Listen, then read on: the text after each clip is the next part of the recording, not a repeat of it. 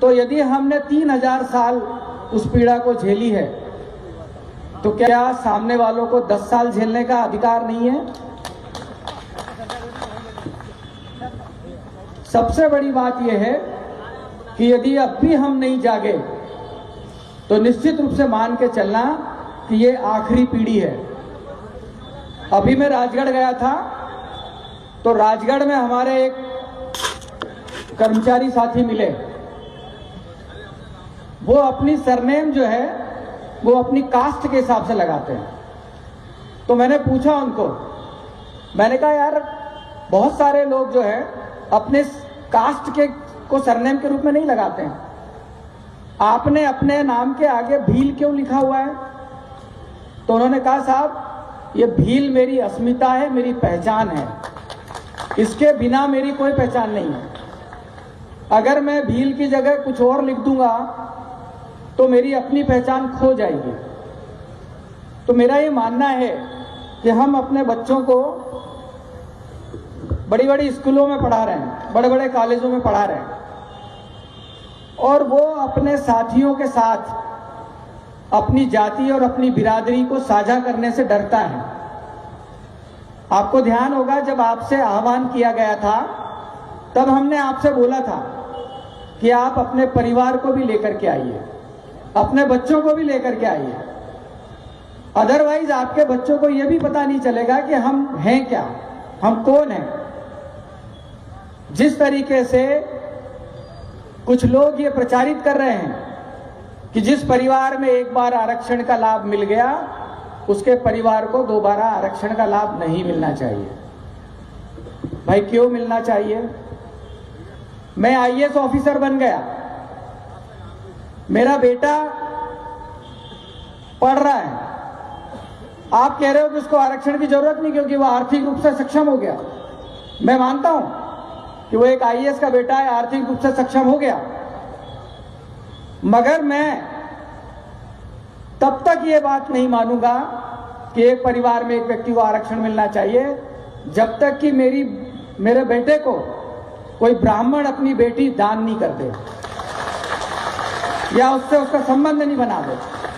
केवल आर्थिक आधार की अगर बात है तो जब तक ये रोटी बेटी का व्यवहार नहीं होता तब तक हमको समाज के पिछड़ेपन के कारण, सामाजिक पिछड़ेपन के कारण हमें आरक्षण की पात्रता मिलती रहेगी। आप खत्म कर दीजिए जाति, हमें नहीं चाहिए आरक्षण, कोई दिक्कत नहीं। आप जाति खत्म कर दीजिए, भेदभाव खत्म कर दीजिए। आपको पता है अभी जो एग्जाम हुई उसमें हमारे एससी एसटी के लोग सिलेक्ट नहीं हुए, उनको योग्य उम्मीदवार नहीं मिले। हमारे समाज का व्यक्ति ऑल इंडिया सर्विसेज में आईएएस बन सकता है, आईपीएस बन सकता है, राज्य प्रशासनिक सेवा में डिप्टी कलेक्टर बन सकता है, डीएसपी बन सकता है, लेकिन सिविल जज नहीं बन सकता। क्यों नहीं बन सकता सिविल जज? आखिर ऐसे सिविल जज की क्या पात्रता है जो हमारा व्यक्ति नहीं बन सकता? हमारा बेटा, हमारा बच्चा, हमारे समाज का व्यक्ति, हमारे समाज की बेटियां क्लेट क्लियर करने के बाद में दिल्ली, बॉम्बे, बड़े बड़े शहरों में जाकर के वकालत की डिग्री हासिल करते हैं, एलएलबी करते हैं, एलएलएम करते हैं, उसके बाद एग्जाम दे करके बड़े बड़ी सर्विसेज में सिलेक्ट हो जाते हैं। उनके पासिंग मार्क्स 75% से ऊपर है। लेकिन सिविल जज की ऐसी कौन सी एग्जाम होती है जिसमें हमारा बच्चा 40%, 50% मार्क्स नहीं ला सकता? आपने उसके लिए कट ऑफ मार्क्स रख दिया 50%, और आपने ये तय कर लिया कि हमको इसको 49.95 नंबर देना है, 50 नंबर नहीं देना है। आपने देख लिया कि इंटरव्यू में हमको इसको 20 नंबर नहीं देना है, इसको 19.5 नंबर देना है। तो भाई कौन सिविल जज बना देगा हमारे बच्चों को? ये कौन सा आरक्षण है? ये कौन सा नियम है? और ये कौन कर रहा है? ये हमारा हाईकोर्ट कर रहा है, जिससे हम न्याय की उम्मीद करते हैं, जिससे हम बाबा साहब के संविधान के हिसाब से चलने की गारंटी मानते हैं, जिसको ये वहीं से हो रहा है। मेरा सिर्फ आपको ये कहना है कि जिस तरीके से जुडिशरी से, न्यायपालिका से आपका बीज समाप्त किया जा रहा है। बीज समझते हो ना आप, कि जब हमारा बेटा सिविल जज बनेगा तभी वो हाई कोर्ट जज तक पहुंचेगा, अदरवाइज और कोई चांस नहीं है। तो आपने अगर बीज ही नष्ट कर दिया तो आप करोगे क्या? न्याय की उम्मीद किससे करोगे? अगले 15 साल, 20 साल, 25 साल कितने जस्टिस गवाही आ जाएंगे हमारे लिए, हमारे समाज की बात करने वाले? कोई बनेगा क्या? इसलिए मैं बोल रहा था कि ये हमारी आखिरी पीढ़ी है और इस पीढ़ी के लिए लड़ने का जो दायित्व है वो सिर्फ हमारा है और हम ही इसके लिए लड़ सकते हैं। अभी बहुत सारे लोग हैं जो अपने समाज को, अपनी जाति को छिपाने का प्रयास करते हैं। अपनी जात बताने में बहुत डर लगता है उनको। जिलों से आप लोग आए हो, तहसील और ब्लॉक स्तर पे आप काम करते हो।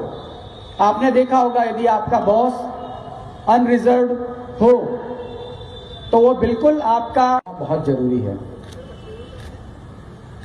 बोलने को बहुत सारी चीजें हैं और कई बार अभी हम लोग वीडियो कॉन्फ्रेंसिंग के माध्यम से रूबरू हो चुके हैं।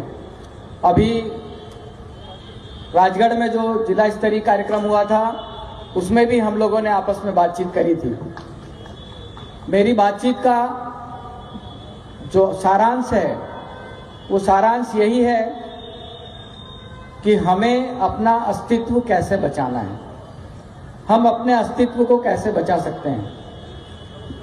ये बहुत अच्छी बात है कि आदरणीय कंसोटिया सर जी मेरे प्रशासनिक गुरु भी रहे हैं, वो मेरे कलेक्टर भी रहे, वो मेरे कमिश्नर भी रहे और आज मुझे कार्यवाहक अध्यक्ष के रूप में उनके साथ काम करने का, उनके माध्यम काम करने का एक बार फिर मौका मिला। जहां तक हम लोगों के जो अस्तित्व की बात है, मैं आपको बताना चाह रहा हूं कि सब कुछ ठीक नहीं चल रहा है। 2016 में जो हमने ताकत दिखाई थी और उस ताकत के बाद हम लोग माई के लाल बन गए थे, आज हमारी स्थिति वैसी बिल्कुल नहीं है। हमें हर तरफ से तोड़ने का प्रयास किया जा रहा है, हर तरफ से। आप जिले में पदाधिकारी बन करके किस तरीके से काम कर रहे होंगे इसका मैं अंदाजा लगा सकता हूं। जब अजाक्स में बड़े बड़े लोगों से बातचीत की गई, उनको कहा गया कि भाई आप कुछ जिम्मेदारी संभालिए, तो हर आदमी अपरिहार्य कारणों और व्यक्तिगत कारणों से अलग हो गया। इन लोगों को हमको पहचानना पड़ेगा कि जब आपको समाज के लिए, संगठन के लिए काम करने का मौका मिला था तब आपके व्यक्तिगत कारण आड़े आए थे, लेकिन यही जब रिटायरमेंट के बाद जब आपके सामने राजनीति में उतरेंगे तब आपके व्यक्तिगत कारण उनके सार्वजनिक जीवन में रोड़ा बनना चाहिए। कई बार ऐसा होता है, कहते हैं हम लोग कि बदले की भावना से काम नहीं करना चाहिए, लेकिन क्या हमारे साथ हमेशा से बदले की भावना से काम नहीं हुआ है? उसको प्रमोशन ना मिले, आरक्षण न मिले। 2012 में, मैं केवल एक उदाहरण बता रहा हूं कि कैसे कैसे किसी को रोका जाता है। 2012 में एक क्लास 1 ऑफिसर को क्रमोन्नति, वेतन, पदोन्नति मिल रही थी, वो ज्वाइंट डायरेक्टर बनने वाला था। तो सबसे पहले ये कहा गया कि इनकी 2 ACR नहीं मिली है, 2 ACR नहीं मिली, उनकी पदोन्नति रोक दी गई, परिभ्रमण में चली गई फाइल। 2 साल बाद जब उनकी ACR किसी तरीके से उसने पहुंचा करके मिलवाई, तो नेक्स्ट जब तक उसको एक शोकाज नोटिस दे दिया गया नियम 16 के तहत कि क्यों ना आपके विरुद्ध कार्रवाई की जाए। और आप कल्पना करिए 2012 से लेकर के आज तक 2025 तक उस बंदे की उस शोकाज नोटिस का निराकरण नहीं हुआ है। और वो सिर्फ इसलिए किया गया कि उस डिपार्टमेंट में मात्र 3 लोग थे उसके पद के लोग, और उनको ये मालूम था कि अगर ये चौथा व्यक्ति आ गया तो इसको एक इंपॉर्टेंट पद मिल जाएगा, और उस इंपॉर्टेंट पद को अगर मिल गया, उसका अगर कोई तैयार हो गया कोई आदमी प्रतिद्वंदी, तो किसी और का नुकसान हो जाएगा। इतनी छोटी सी बात के लिए 12 साल से उस व्यक्ति को परेशान किया जा रहा है, तरह तरह की जांचें चालू की जाती है। ये एक जगह नहीं हो रहा है, ये सब जगह हो रहा है। मैं ये नहीं कह रहा हूं कि हमको कोई लड़ाई लड़नी या युद्ध लड़ना है।